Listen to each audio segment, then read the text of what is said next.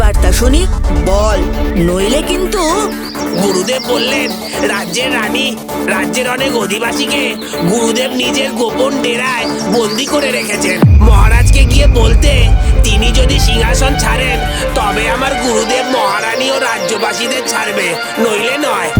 এবার বুঝেছি, তার মানে সকালে ওই সাধু বেশে আসা লোকটা তোর গুরু ভীমানিই ছিল। দেখলি তো, আমার ধারণাই ঠিক হলো। আমি তো সব বলে দিলাম, এবার আমায় ছেড়ে দাও।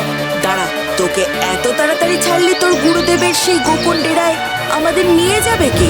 ওরে বাবা, এ কথা গুরুদেব জানলে আমাকে শেষ করে দেবে। আমি তোমাদের ওখানে নিয়ে যেতে পারবো না। আমাদের না নিয়ে গেলে এখানেই আমরা তোকে শেষ করে দেব। এবার তুই ভেবে নে কি করবি। দূর বাবা, ভালো লাগে না।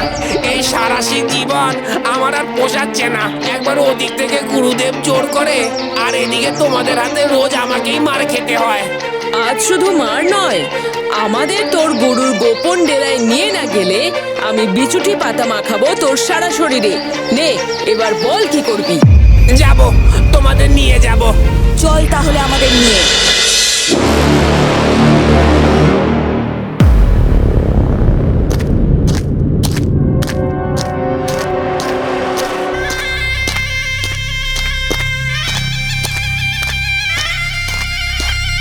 এত দেরি কেন করছে মামিক?